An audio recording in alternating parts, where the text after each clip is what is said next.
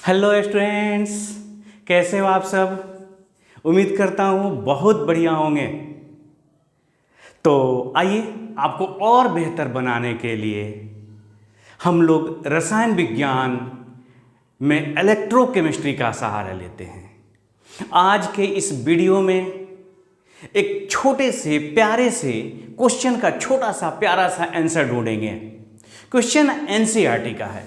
Question ये है कि Mg plus plus slash Mg का इलेक्ट्रोड विभव पता लगाना है। इसी तरह से मैं क्वेश्चन कर सकता हूं कि Cu प्लस प्लस Cu का इलेक्ट्रोड विभव आपको पता लगाना है कि क्या होगा।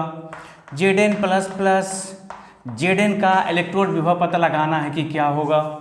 जब आप इसका आंसर ढूंढने चलेंगे तो आप पाएंगे कि ये तो एक सिंगल इलेक्ट्रोड है और सिंगल इलेक्ट्रोड का तो इलेक्ट्रोड विभव नहीं निकलता।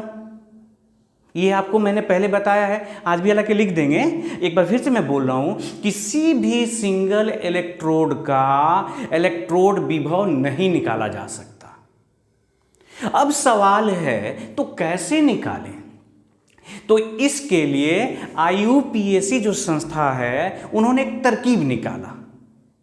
आप ऐसे सोचिए कि अगर आपके पास 1 केजी का एक बाट है तो उसके रेफरेंस में आप 1 केजी आलू खरीद लेते हैं, 1 केजी प्याज खरीद लेते हैं, 5 केजी आलू खरीद लेते हैं। अगर 1 केजी का बाट नहीं होता तो कितनी मात्रा को 5 केजी कहते आप। 5 केजी अगर आपको आलू लेना होता तो आखिर कितना लेते तो 5 केजी कहा जाता। उसी तरह से आपके पास 1 मीटर एक लंबाई है डिफाइन किया हुआ, तो आप 5 मीटर की लंबाई माप लेते हैं, आधा मीटर भी माप लेते हैं, 20 मीटर भी माप लेते हैं। तो यह एक जो मीटर है एक रेफरेंस लंबाई हो गई। इसी रेफरेंस लंबाई की तुलना में दूसरी लंबाई माप लेते हैं। 1 केजी का बाट एक रेफरेंस बाट हो गया, उसके तुलना में 50 केजी भी माप लेंगे, 10 केजी भी माप लेंगे। इसी तरह से क्या किया IUPAC संस्था ने, कहा कि अगर मुझे किसी इलेक्ट्रोड का इलेक्ट्रोड विभव निकालना है तो मुझे एक रेफरेंस इलेक्ट्रोड तैयार करना होगा जिसके रेस्पेक्ट में किसी दूसरे का इलेक्ट्रोड विभव निकाला जाएगा। आप मेरी बात समझ पा रहे हैं मैं क्या कह रहा हूं। आपके पास एक रेफरेंस इलेक्ट्रोड विभव होना चाहिए जिससे तुलना करके आप दूसरे का इलेक्ट्रोड विभव आप निकाल सके। उदाहरण के लिए जैसे ही क्वेश्चन दिया गया है कि Mg plus plus slash Mg का इलेक्ट्रोड विभव निकालना है, तो ये सिंगल इलेक्ट्रोड है और सिंगल इलेक्ट्रोड का कैसे इलेक्ट्रोड विभव निकालेंगे, आज इसी प्रश्न का उत्तर खोजेंगे हम लोग। और इसके लिए कुछ बातों को पहले समझें। तो आइए इस प्रश्न के आंसर जानने से पहले पर्दे के पीछे की कहानी समझते हैं कि है क्या। मुझे यकीन है कि आप बेहतर तरीके से समझेंगे और आप इंजॉय करेंगे इस क्लास को। तो सबसे पहला लाइन जो अभी मैं आपसे कह रहा था, किसी सिंगल इलेक्ट्रोड का विभव नहीं ज्ञात किया जा सकता, नहीं निकाला जा सकता। आपके मन में एक प्रश्न आ रहा है क्या? अभी निश्चित आता होगा कि why, what is the reason behind it. कुछ तो कारण होगा। तो कारण यह है कि ऑक्सीडेशन और रिडक्शन है, ये जो दोनों है ना, ये साथ साथ चलते हैं। जहां ऑक्सीडेशन होता है वहां रिडक्शन होता है, जहां रिडक्शन होता है वहां ऑक्सीडेशन होता है। तो जब दोनों एक साथ होंगे तो हमारे लिए 2 इलेक्ट्रोड का होना जरूरी है। तो आंसर लिख देते हैं। इसका कारण है, इस सेकंड पॉइंट में कारण क्या है, इस लाइन का कारण, क्योंकि ऑक्सीडेशन एंड रिडक्शन दोनों साथ साथ होते हैं। ये बिल्कुल आप समझ लीजिए कि आपके दो पैरों की तरह। ऐसा नहीं हो सकता कि एक पैर बढ़ जाए, दूसरा पैर वहीं रहे, तीसरा बढ़ जाए वहीं रह जाए। ये संभव है? जब चलेगा दोनों पैर चलेगा ना, तो दोनों जिस तरह से चलेगा उसी तरह से ऑक्सीडेशन हो रहा है तो रिडक्शन होगा ही होगा। अलग एक पात्र में करा दीजिए या दूसरे पात्र में करा दीजिए, कहीं कराइए, लेकिन ऑक्सीडेशन के साथ रिडक्शन होगा, और रिडक्शन हो रहा है तो वहाँ पर ऑक्सीडेशन होगा। तो ऑक्सीडेशन रिडक्शन साथ साथ होते हैं। इसलिए आप करते क्या हैं कि किसी एक इलेक्ट्रोड का विभव नहीं निकालते, बल्कि दोनों इलेक्ट्रोड का विभवांतर निकाल लेते हैं। हम लोग कहते हैं कि पोटेंशियल डिफरेंस ज्ञात किया जा सकता है, किसी सिंगल इलेक्ट्रोड का पोटेंशियल नहीं। अतः पोटेंशियल डिफरेंस ज्ञात करते हैं, निकाला जाता है।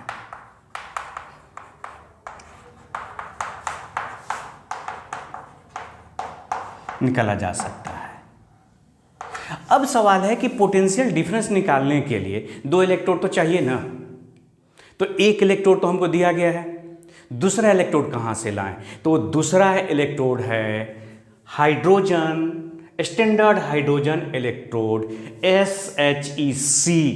याद रखिएगा, सी माने आप समझ गए ना, तो स्टैंडर्ड हाइड्रोजन इलेक्ट्रोड। तो जो दूसरा इलेक्ट्रोड है वो निर्माण किया गया, एक समझ जाइए कि सेटअप तैयार किया हुआ पहले से, उसी के रेस्पेक्ट में मापते हैं। तो आप कह सकते हैं इसके बारे में, सी के बारे में कि क्या है, तो यह एक रेफरेंस इलेक्ट्रोड है। इससे रेफरेंस लेते हैं, यह एक रेफरेंस इलेक्ट्रोड, यह रेफरेंस इलेक्ट्रोड है। इसके रेस्पेक्ट में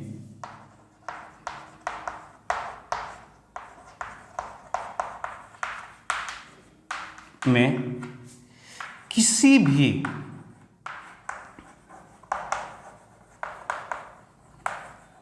इलेक्ट्रोड का विभव ज्ञात किया जाता है।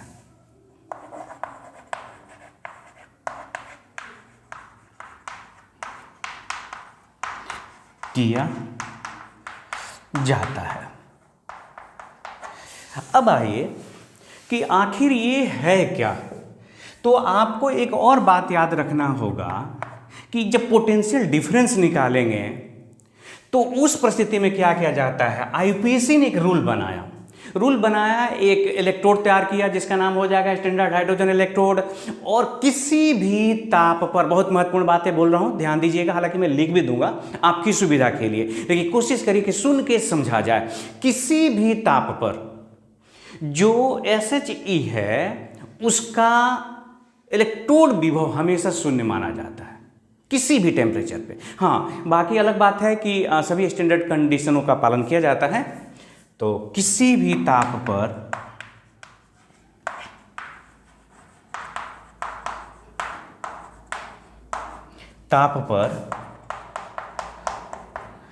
का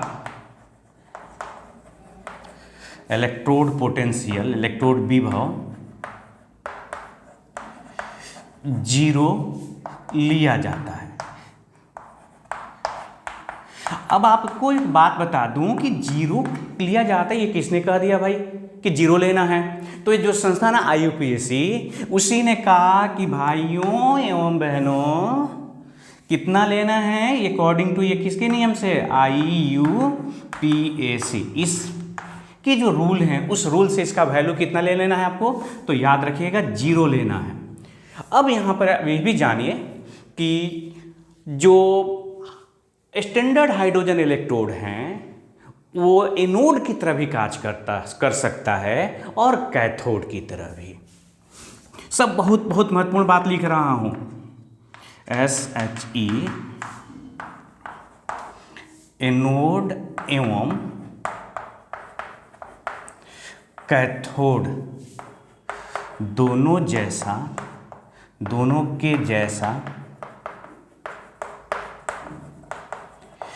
कार्य कर सकता है। अब आइए, ये एनोड की तरह भी काम कर सकता है, कैथोड की तरह। एनोड की तरह काम करेगा तो भी इसका जो पोटेंशियल होगा शून्य होगा, कैथोड की तरह काम करेगा तो भी इसका क्या होगा, पोटेंशियल शून्य होगा। मतलब ये हुआ कि जो अगर ये एनोड है, एनोड मतलब जब इस पे ऑक्सीडेशन होगा तो एनोड हो जाएगा ना, और जब ये कैथोड है तो जब एनोड होगा तो आप इसको ई एनोड कह सकते हैं, 0। और स्टैंडर्ड हालांकि होता है इस कंडीशन, और ये ई कैथोड रहेगा तो भी 0। इन दोनों परिस्थितियों में आपको इसको 0 लेना है। तो हमें ये चीज़ समझना है कि आखिर तब ये स्टैंडर्ड हाइड्रोजन इलेक्ट्रोड है क्या, इसका कंस्ट्रक्शन क्या है, इसकी सहायता से कैसे किसी इलेक्ट्रोड का विभव निकाल लेते हैं। तो आइए उसे समझते हैं, लेकिन उसको समझने से पहले आप समझ गए हो मेरा इशारा क्या है, आप पहले इसको नोट कर लें, आप फिर देखते हैं कि उसका क्या कंस्ट्रक्शन है।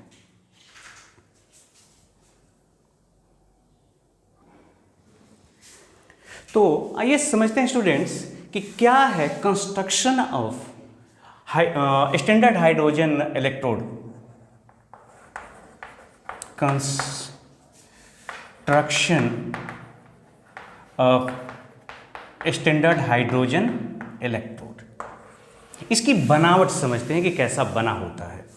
तो इसकी बनावट को समझने के लिए आप ऐसे देखिए कि ये एक यहां बनाते हैं थोड़ा सा, यह एक पात्र है और इस पात्र में आपने सॉल्यूशन लिया हुआ है। किस चीज़ का सॉल्यूशन है, तो 1m माने 1 मोलर, मोलर माने मोल पर लीटर, मोलरता मोलारिटी। तो 1m HCl सॉल्यूशन लिया गया है, HCl सॉल्यूशन। अब क्या किया गया कि इसमें, इस पात्र में एक प्लेटिनम का इलेक्ट्रोड डाला गया। वास्तव में एक प्लेटिनम का क्या करते हैं, एक छड़ होता है, प्लेटिनम का छड़, तार है एक तरह से समझिए, वायर है, और इसके अंतिम जो सिरा होता है ना, उस पर एक प्लेटिनम का ही फॉयल लगा होता है। फॉयल में समझे, जब किसी प्लेटिनम को पीट पीट के चपटा कर देते हैं तो ये फॉयल हो गया, प्लेटिनम फॉयल हो गया। इसके अंतिम छोर पे प्लेटिनम का फॉयल लगा हुआ। लेकिन इस फॉयल की खास बात है कि ये केवल फॉयल नहीं है, इसको लेप इस पे चढ़ाया हुआ प्लेटिनम ब्लैक का, मतलब ये फॉयल है कोटेड विथ प्लेटिनम ब्लैक, ये लेपित किया गया है। तो आप इसको लिख सकते हैं, प्लेटिनम फॉयल है ये, PT foil coated with PT black. Platinum जो ब्लैक है उससे ये कोटेड किया हुआ प्लेटिनम का फॉयल है। अब क्या करते हैं कि ये जो पूरे सिस्टम है, वास्तव में ये कांच की नली होती है, उसी कांच की नली में ये बंद रहता है, एक तरफ से ये ढका हुआ होता है इस तरह से, ये कांच की नली। अब देखिए क्या आगे होता है, इसमें क्या रहता है, तो एक पतला सा यहां पर ओपनिंग होता है, छिद्र होता है, और यहां से H2 गैस, याद रखिएगा कौन से गैस है, हाइड्रोजन है ना, तो प्योर शुद्ध H2 गैस उसमें डाला जाता है। कितना दाब पर, 1 atm pressure, at 1 atm pressure. पूरी कहानी आप समझिए आराम से। एक पात्र लिया हमने, पात्र में 1m HCl सॉल्यूशन डाल दिया, उसके बाद एक्चुअली ये पूरा एक सिस्टम होता है। एक कांच की नली होती है, कांच की नली में एक प्लेटिनम का वायर होता है और उसके अग्रभाग पर अंतिम छोरे पे प्लेटिनम का फॉयल होता है। लेकिन ये प्लेटिनम का जो फॉयल है ये कोटेड है किस चीज़ से, तो प्लेटिनम ब्लैक। इस पर मैंने समझिए कि लेप लगा हुआ प्लेटिनम ब्लैक का।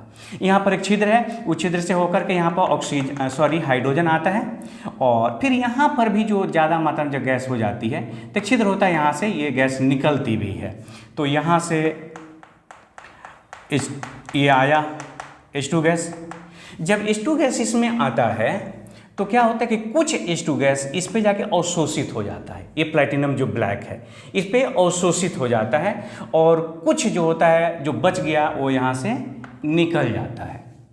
इसको क्या करते हैं, ये जो हिस्सा है इसको आप जोड़ देते हैं जिस भी धातु के इलेक्ट्रोड का पोटेंशियल निकालना होता है। जैसे मैग्नीशियम दिया हुआ था ना, तो उससे इसको जोड़ेंगे। अभी आपको बता रहे हैं कैसे कनेक्ट करेंगे, लेकिन इसकी थोड़ी पूरी प्रक्रिया को समझिए।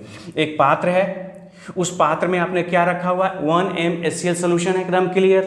अरे भाई इसमें क्या है, एक कटोरा है, उसमें एक कटोरा क्या रखा है, HCl रखा हुआ है।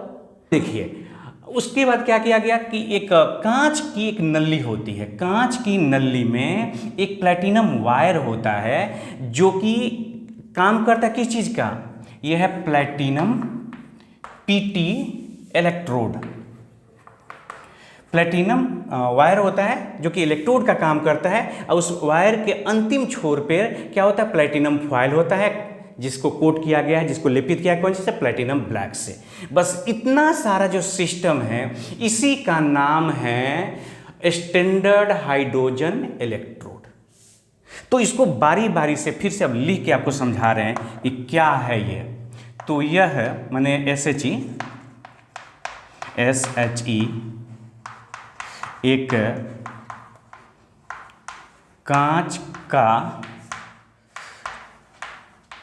ट्यूब होता है, याद रखिएगा।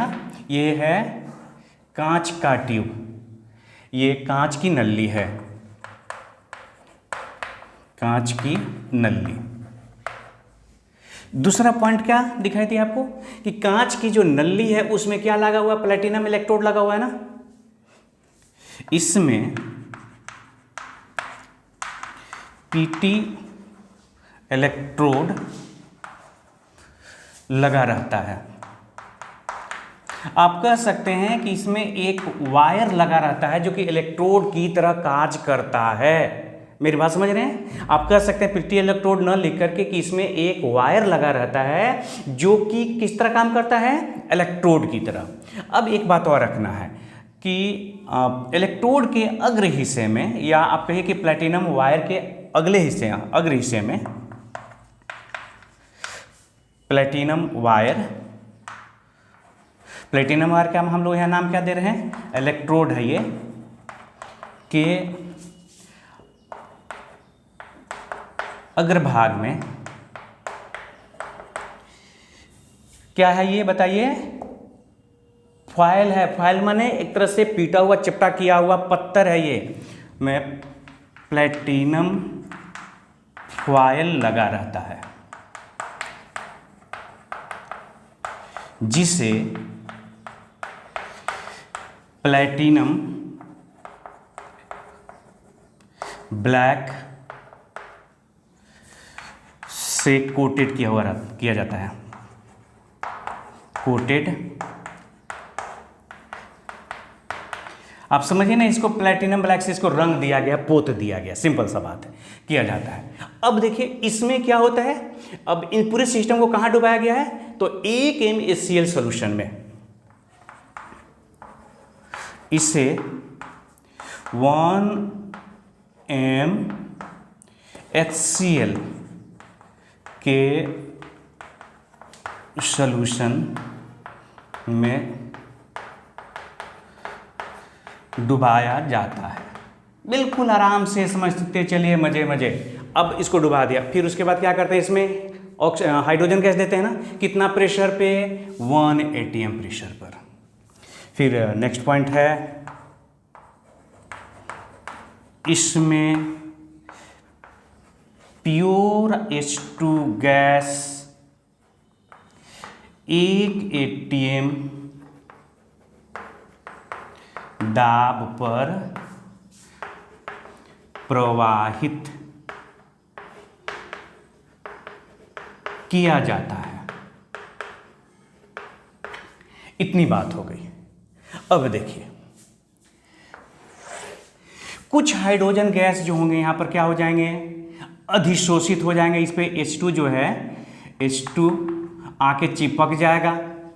और कुछ इसमें तो H प्लस आयन है ना, कुछ ऐसे भी होते हैं इसमें का H प्लस जो आयन, H प्लस आयन यहाँ से क्या करते हैं, इलेक्ट्रॉन ग्रहण कर लेते हैं और ये H में बदल जाता है, माने हाइड्रोजन परमाणु, और फिर वो बदल जाता है H2 मॉलिक्यूल्स में, और जो बच जाता है वह यहाँ से निकल जाता है। तो हम लोग लिखेंगे अगला पॉइंट, कुछ H2 गैस प्लेटिनम इलेक्ट्रोड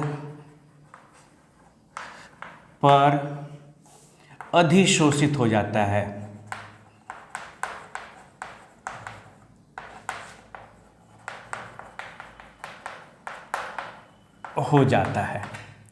अब यहां देखिए कि ये जो अब पूरा जो सिस्टम है ना, इस पूरे सिस्टम को ही नाम है, इसी को आप लिख सकते हैं, नीचे लिख देता हूं मैं, आप लिख लीजिए थोड़ा बढ़िया से साफ, SHE।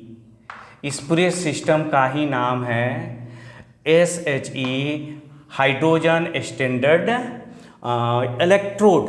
यहाँ पर कभी ऑक्सीडेशन हो रहा है और किसी दूसरे केस में जाकर के इस पर रिडक्शन भी हो सकता है। मतलब ये कभी एनोड की तरह काम करता है और कभी कैथोड की तरह। यह एनोड एवं कैथोड दोनों जैसा कार्य करता है।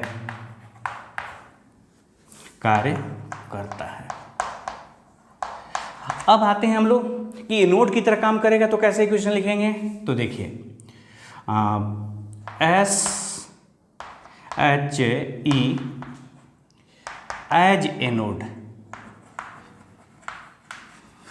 की तरह काम करेगा।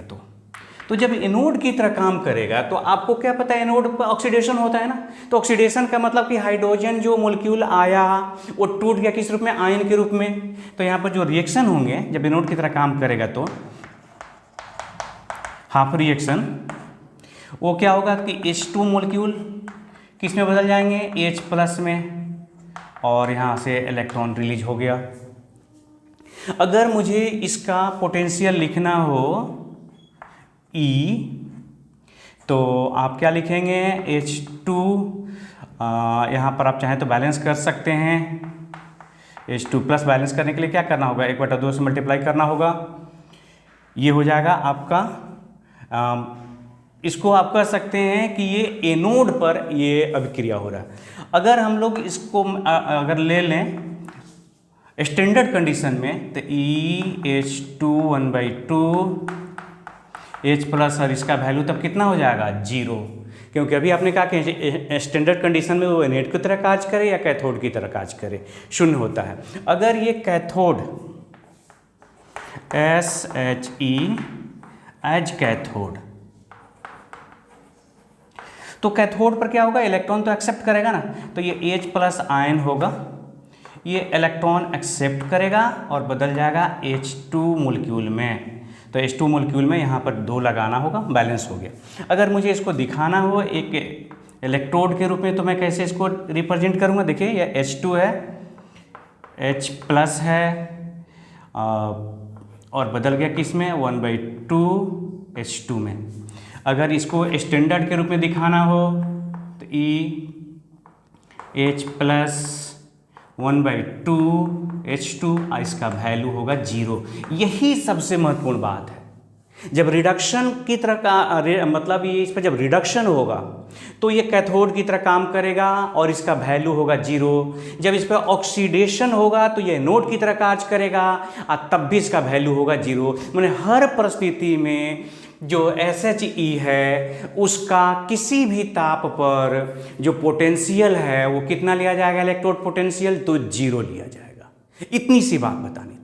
अगर ये बात आप समझ पा रहे हैं, मुख्य रूप से आपको इसको समझना है, ये पूरे सेटअप को समझना है। इस पूरे सेटअप का नाम है स्टैंडर्ड हाइड्रोजन इलेक्ट्रोड। आप समझ गए होंगे कि एक पात्र लिया गया है, उस पात्र में क्या है, तो एक विलयन है। विलयन कौन सी चीज़ का है, तो 1 MaCl है। फिर उसमें क्या किया गया है, तो एक कांच का ट्यूब डाल दिया गया, कांच के ट्यूब में प्लेटिनम का इलेक्ट्रोड डाल दिया गया। उस इलेक्ट्रोड के जो आगे वाला हिस्सा है, अंतिम छोर है, वहाँ पर प्लेटिनम को पीट पीट करके चपटा करके को पत्थर लगा दिया गया, और उस पत्थर को कौन चीज़ से कोटेड कर दिया गया, लेपित कर दिया गया, तो प्लेटिनम ब्लैक से। ये पूरा सिस्टम, उसके बाद इसमें एक एटीएम दाब पर हाइड्रोजन गैस छोड़ते हैं। इतना ही सिस्टम का नाम है कंस्ट्रक्शन। ये हो गया आपका SHE। और आप निश्चिंत हो जाइए, आपके एग्जाम के लिए बहुत महत्वपूर्ण है। आते हैं उस क्वेश्चन पे जो मैंने आपको शुरू में पूछा था, और जिसको बताने के लिए इतना सारा मुझे कहानी कहना पड़ा। तो आप इसे नोट करिए, फिर आते हैं आपके क्वेश्चन पर।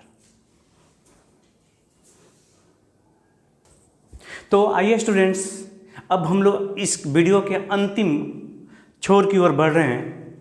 हम लोग का उद्देश्य था कि ये जो इलेक्ट्रोड दिया गया है, इसका कैसे आप स्टैंडर्ड इलेक्ट्रोड पोटेंशियल ज्ञात करेंगे।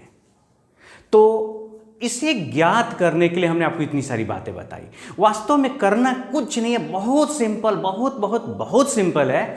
आपको क्या करना है कि दो पात्र लेने हैं। एक पात्र में आपको मैग्नीशियम का इलेक्ट्रोड डालना है, मैग्नीशियम का जो छड़ है उसको डालना है, और दूसरे जो पात्र है स्टैंडर्ड हाइड्रोजन जो इलेक्ट्रोड है वो वहाँ पर सेटअप तैयार कर देना है। और इस तरह से अगर आप इसको बनाना चाहते हैं, दिखाना चाहते हैं, तो देखिए मैं आपको दिखा रहा हूँ, समझिए, थोड़ा सा और बेहतर तरीके से समझ सकते हैं। आप इसमें ले लीजिए, एक पात्र है, 1 MgSO4 सोल्यूशन हो गया। आपने MgSO4 का सोल्यूशन लिया, और ध्यान रखिए कितना है, तो 1 मोलर है। इसमें आपने मैग्नीशियम के छड़ डाले, ये मैग्नीशियम का फीता हो गया। इसको इधर लिख देता हूँ, 1 MgSO4। फिर उसके बाद क्या करना है बताइए। अब यहाँ पे एक दूसरा लेना, यहाँ पर आपको लेना है SHE, यहाँ रहेगा SHE। इसके लिए आपको क्या करना है, आपको याद हो गया है ना कि ये पात्र में क्या रहेगा, 1 MHCl सॉल्यूशन। फिर बोलिए, इसमें आपको एक कांच का नली है, ऐसे डाला हुआ है, और इस नली में ये प्लेटिनम इलेक्ट्रोड है, और ये जो है कोटेड है किस चीज़ से, तो प्लेटिनम ब्लैक से। और फिर उसके बाद यहाँ से 1 ATM प्रेशर है, H2 गैस है एट 1 ATM प्रेशर। आप चाहें तो यहाँ पर भी एक छिद्र कर सकते हैं, जो एक्स्ट्रा गैस बच गया वो निकल जाएगा। अब इसको आपको कनेक्ट कर देना है। वोल्टामीटर माप कर दिए, इलेक्ट्रॉन बताएगा कहाँ से आ रहा है, जा रहा है। अब यहाँ से देखना है कि आपका ये इलेक्ट्रॉन का प्रवाह पता लगाना होगा कि इलेक्ट्रॉन का प्रवाह किधर हो रहा है, ताकि हमें यह पता चल जाए कि कौन इसमें एनोड है और कौन सा इसमें पात्र कैथोड है। तो इलेक्ट्रॉन का प्रवाह इस केस में जो होता है इस तरह से होता है, ये इलेक्ट्रॉन प्रवाहित होते हैं। तो इसका अर्थ सीधा सा हो गया कि ये आपके लिए तब क्या हो गया, ये एनोड हो गया। और ये कैसा कार्य कर रहा है, कैथोड का कार्य कर रहा है। तो आप इसका अगर हम लोग लिखें सेल रिप्रेजेंटेशन,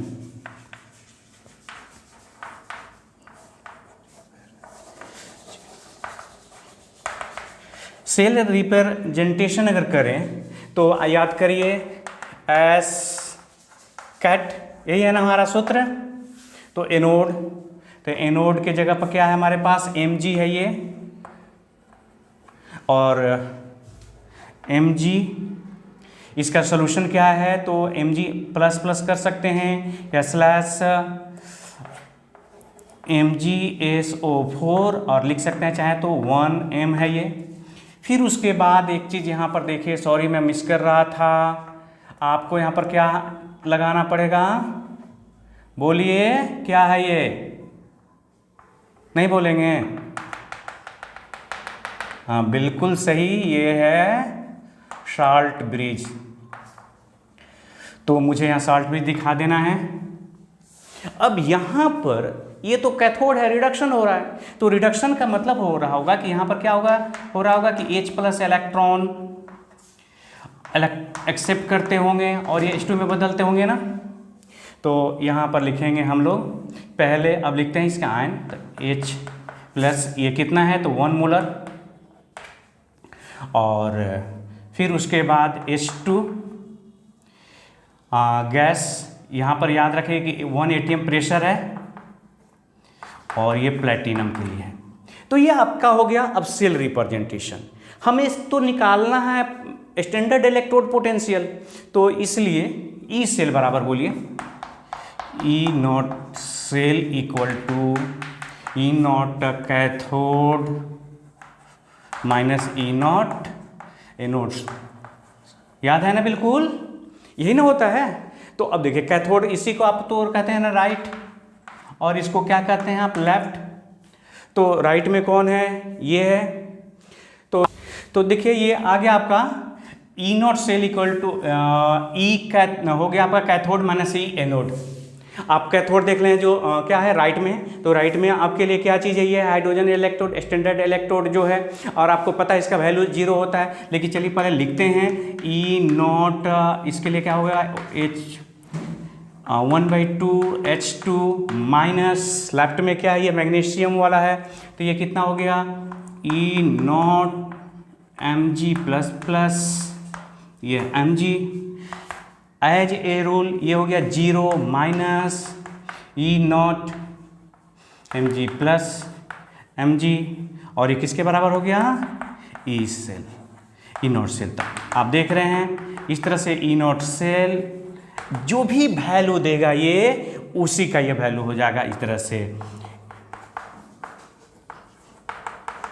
जितना भी मान आ जाए इस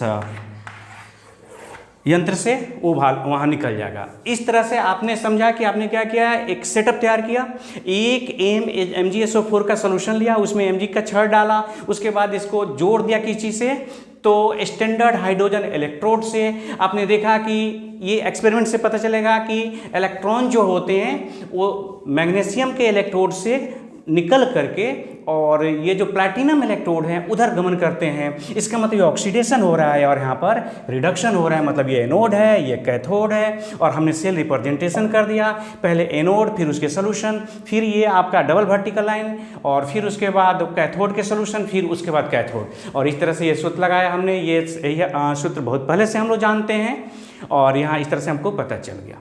मैं उम्मीद करता हूँ कि आपने ये समझा होगा। इसको उतारिए, उसके बाद फिर छोटा सा एक और क्वेश्चन। आइए स्टूडेंट्स, इस वीडियो के आखिर में काफ़ी इंटरेस्टिंग क्वेश्चन का आंसर करते हैं। ये भी आपके एनसीईआरटी का ही क्वेश्चन है। क्वेश्चन है कि क्या Zn के पात्र में कॉपर सल्फेट के सॉल्यूशन को स्टोर किया जा सकता है या नहीं, ये आपसे पूछा गया। तो इस क्वेश्चन का आंसर छोड़ दीजिए, वो तो मैं हूँ आपको समझाने के लिए। मैं अगर आपसे पूछूं कि क्या आइस के एक पात्र में चाय बनाया जा सकता है कि नहीं। आपके पास एक पात्र है, एक कटोरा है, मान लीजिए आइस का, बर्फ का। उस बर्फ के कटोरे में आप चाहते हैं कि थोड़ा चीनी, चाय पत्ती डालकर गर्म करें और चाय बनाएं, तो ये बन सकता है कि नहीं, आप ये बताइए। तो कभी भी किसी भी सूरत में अगर आइस का आपके पास केतली है तो उसमें आप चाय नहीं बना सकते, क्योंकि चाय बनाने के लिए जब उसमें दूध डालेंगे और गर्म करेंगे, उससे पहले कि दूध उबले आपका जो आइस पात्र है वही गल के पिघल जाएगा और पात्र ही खत्म हो जाएगा। आप मेरी बात समझ गए। बर्फ का एक बर्तन है, उसमें कटोरा दूध गर्म करना है, तो दूध गर्म नहीं हो सकता, गर्म होने से पहले बर्फ का कटोरा ही क्या हो जाएगा, गल जाएगा, पिघल जाएगा। कुछ इसी तरह का आंसर है इस क्वेश्चन का। तो आइए समझते हैं कि क्या है। आपके पास एक पात्र है जिंक का और उसमें रखना चाहते हैं कॉपर सल्फेट। ये Zn है, Zn का पात्र है और आपने इसमें रख दिया कॉपर सल्फेट CuSO4 का सॉल्यूशन।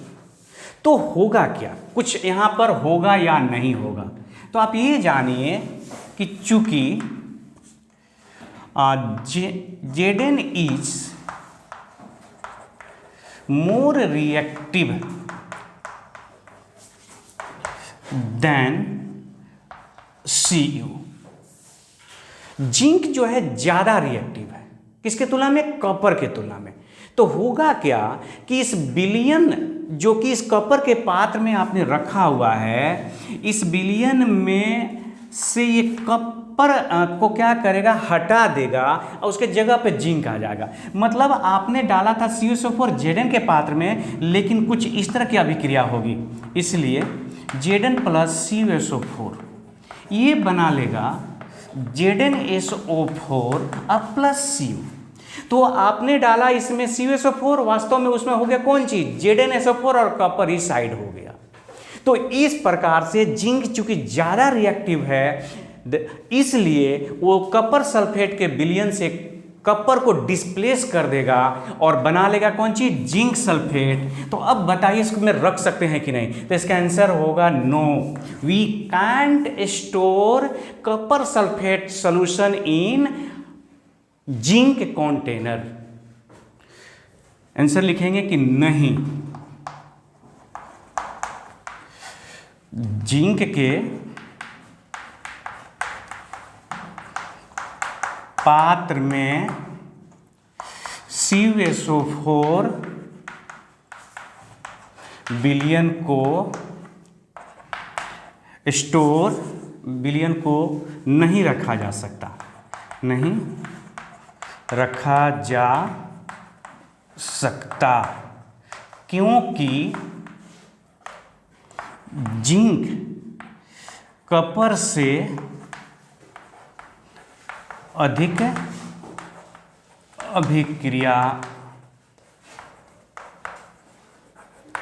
अभिक्रियाशील होता है। बस हो गया। आप ये समीकरण दिखा दीजिए कि कैसे वो क्या करेगा, आप लिख सकते हो उसमें, क्योंकि जब रख देंगे तो क्या होगा, ये भी हो सकता है कि क्या होगा अगर रख दिए तो पात्र में अब CuSO4 के बजाय क्या मिलेगा वहाँ, ZnSO4। तो इस तरह से आज का वीडियो समाप्त होता है। मुझे यकीन है कि आपको समझ में आया होगा। किसी तरह की कोई भी परेशानी है तो मुझे ज़रूर कमेंट करके बताएं। अगर आपको पसंद आता है वीडियो तो ज़रूर लाइक करें और ज़रूर शेयर करें। अपना ख्याल रखिएगा। जय हिंद, जय भारत।